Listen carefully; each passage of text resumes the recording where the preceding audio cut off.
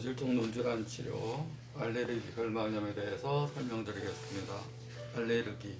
알레르기는 이제 항원 항체 반응에 대해서 어떤 항원에 대해서 이제 알레르기, 이상 과민 반응을 나타내는 것을 알레르기가 그러고요. 결막염은 이제 눈의 흰 부위, 이 검은 눈동자 밖에 있는 흰 부위와 이 아래 하안결막과 위 눈꺼풀 뒤집었을 때 빨간 부위, 이 상안결막, 이 부위 생기는 이제 염증성 질환을 이제 알레르기 결막염이라고 얘기를 합니다. 눈의 흰자위가 결막이고 외부 자극에 의한 알레르기를 결막에 염증이 생기는 것으로 눈에 생기는 아토피라고 생각하면 됩니다. 우리 피부에 아토피가 생기듯이 눈에 생기는 아토피. 그래서 봄, 가을에 특히 꽃가루나 이럴 때 많이 증상이 심하고요. 원인은 외부 자극에 대한 눈의 알러지 반응. 굉장히 이 자극이 많죠. 진먼지도 있고 곰팡이도 있고 꽃가루도 있고 또 어떤 풀, 나무, 또 화학물질, 또 화장품, 또 음식 여러 가지가 다 알레르기 결막염의 원인이 됩니다. 구분은 이제 계절성, 우리가 계절마다 반복되는 거, 또 봄, 가을 이렇게 반복되는 거, 통년성, 1년 내내 알레르기 증상이 결막염이 있는 경우, 또 봄철 각결막염, 봄철만 되면 각막이나 결막에 염증이 생기는 경우, 아토피성, 거대 유두성, 이게 뒤집어 보면 이제 유두 같은 큰 모양이 생기는 거대 유두성, 이런 알레르기 결막염 5가지로 구분을 하고요. 증상은 이제 눈 흰자위의 충혈, 붓고 가렵고 이제 또 이제 그래서 많이 비비게 되고 눈 흰자위와 눈꺼풀 상하, 안검에 이제 충혈과 가려움, 부종, 붓는 게 있게 되고 이물감, 또 눈물이 줄줄 흐르게 되죠. 이제 왜냐면 이제 눈에 이제 상하 안검에는 30개씩 마이봄샘이 있는데 마이봄샘이 염증으로 해서 맥히게 되면 눈이 붓고 충혈되고 건조한 증상이 나타나기 때문에 건조하면 대뇌에서 눈물을 흘리게 하는 그런 증상들이 생기게 됩니다. 그래서 눈을 지키기 위해서 많은 눈물이 이렇게 분비가 되게 되고요. 또 실타래 같은 끈적끈적한 이제 눈곱, 점액성 눈곱, 이제 이런 맑은 눈곱이 아니라 염증성이 같이 있기 때문에 노폐물들이 끈적끈적한 분비물이 늘어나면서 노폐물이 끈적끈적한 이제 눈곱이 생기게 됩니다. 점액성 눈곱.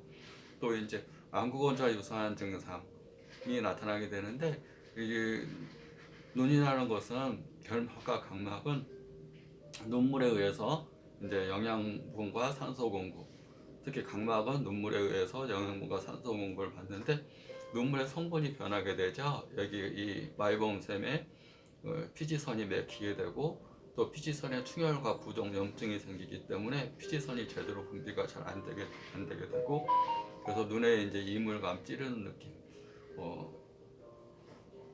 자극적인 느낌, 시고 맵고 따가운 느낌, 안구건조증도 같이 나타나게 됩니다. 눈물의 성질이 변하기 때문에 또 마이봄샘에서 지질이 잘 나오질 않기 때문에 지질이 없는, 원래 이제 눈물은 기름으로 코팅이 돼야 되는데 코팅이 잘 되지 않는 눈물이 눈에서 눈물만 많이 분비되지 기름으로 코팅이 안 됐기 때문에 눈이 많이 이물감, 불편한 증상들이 많이 오게 됩니다.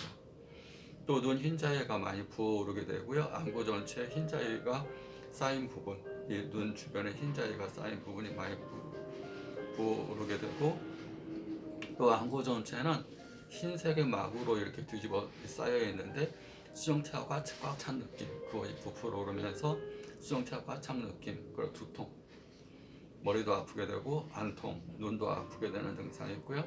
눈이 아프고 따갑고 시고 매운 증상, 이런 증상들이 시고 맵다 이런 증상이 오게 됩니다. 그걸 방치하게 되면 결막이 두꺼워지거나 각막이 얇아지거나 또 각막의 염증, 손상, 궤양, 또 심하면 각막 혼탁, 또 더 심하면 각막 이식 이렇게 발전할 수가 있어요. 각막의 궤양, 헌다는 얘기죠. 헐고 상처나고 염증이 생기고 그것이 혼탁해지고 이렇게 더 심하면 시력 저하까지 같이 올 수가 있고요. 염증성 질환들은 항상 따뜻한 찜질이 아니라 차가운 찜질을 해주는데 차가운 냉찜질을 해서 혈관을 수축시켜서 그 알레르기와 이제 염증성들이 관련된 물질들이 혈관을 통해서 분비되고 활동하는 것을 억제한다 보면 됩니다. 우리가 따뜻한 찜질을 한다는 얘기는 혈관을 확장시켜서 혈액순환을 잘 되게 해서 순환이 안 되는 조직을 순환이 잘 되게 하는 거라면, 그러니까 눈대래끼에는 따뜻한 찜질을 합니다. 눈대래끼에는 그 따뜻한 찜질을 해서 몽울이 빨리 터지도록 이렇게 따뜻한 찜질, 안구건조, 눈대래끼 이런 때는 따뜻한 찜질을 하는데, 이제 눈이 붓고 쑤시고 아프고 충혈되는 염증성, 눈이 가려워요, 이런 염증성 질환에는 냉찜질을 해서 눈꺼풀에 있는 혈관의 온도를 낮춰주는 거죠. 온도를 낮추게 되면 추우면 혈관이 수축돼요. 혈관이 수축되면 알레르기와 관련된 물질들이 순환이 안 되겠죠. 혈관 내에 통해 분비되고 활동되는 것, 혈관 내에 알레르기 물질들이 막 돌아다니는 것들이 혈관이 수축돼 버리면 알레르기 물질들이 혈관 내에 들어갈 수가 없기 때문에 가렵고 붓고 쑤시고 아픈 증상들에는 차가운 찜질을 해서 혈관을 수축시킨다고 냉찜질, 차가운 찜질을 해주는 게 좋고요. 이럴 때 만약에 온찜질을 하게 되면 알레르기 혈관이 확장되면서 알레르기 물질들이 혈관 속에 확 퍼져서 더 가렵고 붓고 아픈 수가 있습니다. 또 눈이 가렵다고 이렇게 눈을 부비게 되면 눈이 부종이 되고 또 상처나고, 또 눈 안에 이제 그 이물질들 그런 것들이 의해서 각막에 상처나 이런 교양이 생길 수도 있으니까 눈을 가렵다고 비비는 게 아니라 차가운 찜질을 해주거나, 우리가 이제 그 인공 눈물 같은 것도 그냥 넣는 것보다 차갑게 해서 넣게 되면 알레르기를 씻어내는 효과도 있고, 차가운 혈관을 수축시켜서 알레르기 항원 그런 세균 이런 것들이 혈관 내에 퍼지지 않게 하는 효과들이 있습니다.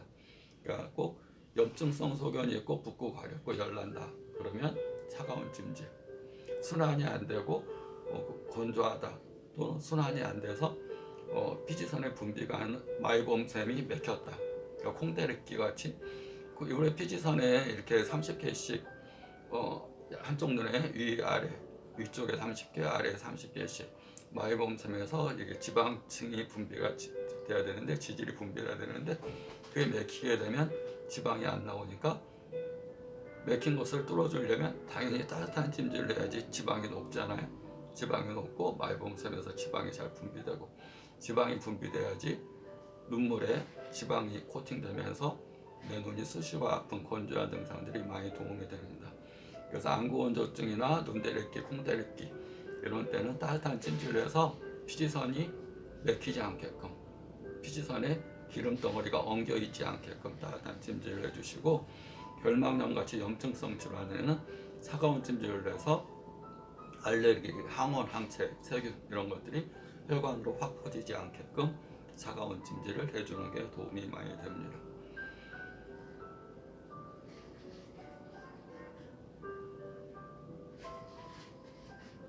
그 결막염이나 염증성 소견이 있게 되면 당연히 이제 안구건조 증상들이 이제 많이 생겨야 되는데, 아까 설명드린 것처럼 눈에 이제 이 마이봄샘에 기름샘 분비에 장애가 오게 되고, 또 눈물 성분에 염증성 성분들이 많이 섞여 있기 때문에 당연히 눈에 안구건조증, 이물감, 불편함, 눈이 시리고 아픈 쑤시는 느낌 이런 증상들이 같이 오게 됩니다. 치료는 눈이 가렵고 충혈되고 이렇게 눈물이 흘리고 그러면 원교산, 하고초산이라는 처방을 쓰게 되고요. 충계 결막염, 눈 염증 질환에는 세간면목탕, 눈이 눈꺼풀이 붓고 가렵고 자꾸 이렇게 붓는 증상, 그럴 때는 제풍청비음을 처방하고요. 눈이 충혈되고 가렵고 붓고 아프고 식독과 수독, 독성들이 많이 있을 때는 방풍통성산이라는 처방을 해서 치료를 합니다. 병원에서는 항히스타민제와 심할 때는 스테로이드를 쓰는데, 스테로이드의 부작용이 있기 때문에 장기간 오래 쓰면 안 되고요. 스테로이드를